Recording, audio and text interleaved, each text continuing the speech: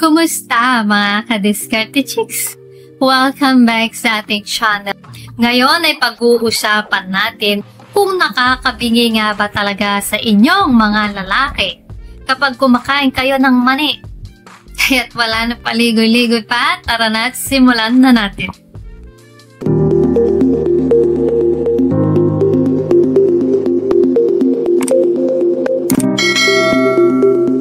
Shoutout nga pala kay Rolando Boral.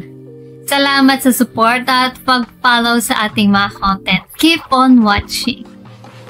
Mga ka-diskarte, sa mga dating video natin, napag-usapan natin ang pagkain ng pechay at kung paano ito magpapasaya sa jowa ninyo. Pero ngayon, sasagutin natin ang napaka-intrigang tanong.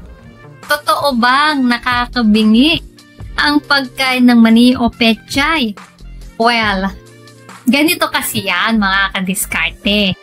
Kapag nasasarpa ng jowa nyo sa paraan ng pagkain, may natural na reflex ang katawan na minsan mas mahigpit na hawak sa ulo o minsan pati tenga. Minsan nga nahihigpitan pa ang ulo sa pagitan ng mga hita. Kaya, minsan parang nabibingi talaga sa sandaling iyon. Pero, tandaan mga ka-diskarte, hindi naman literal na nabibingi, temporary reaction lang yan. Pero bago tayo magpatuloy, kung hindi ka pa nakakapag-subscribe, baka naman, i-hit mo ng subscribe button. Now na, asin na. At syempre, kapag sobrang saya ng jowa, baka mapahawak o mapasabunot pa sa buhok o ulo mo. Kaya huwag magulat kung ganoon ang reaksyon dahil indikasyon niya na talagang na-enjoy niya ang ginagawa mo. Sumisan natural na reaksyon lang ang mahigpit na paghawak o pag-ipit. Sa kabuuan, mga ka-diskarte chicks, indikasyon ng kasiyahan ng ganitong mga reaksyon. Kaya kung nabibigyan mo siya ng ganitong saya, nasa tamang diskarte ka.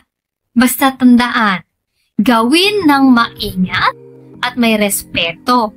Iba ang impact kapag ini-enjoy nyo ng magkasama. So, yan mga ka-diskarte chicks, sana ay may bago na naman kayong natutunan sa video natin ngayon. Guys, abangan nyo po ang next video po natin. Doon ay pag-uusapan natin kung paano ka nga ba makaka-score sa bahay ng jowa mo. O yan ha, abangan nyo po yan. Please comment down below ang inyong mga reaction sa ating video ngayon. At kung may gusto po kayong i-share or itanong, i-comment nyo lang po sa comment section. Kung nagustuhan nyo po ang video na ito, ay huwag kalimutang mag-like, share, and subscribe para sa iba pang useful na content tulad nito. Maraming salamat sa panonood. Hanggang sa susunod na video, ingat kayo palagi.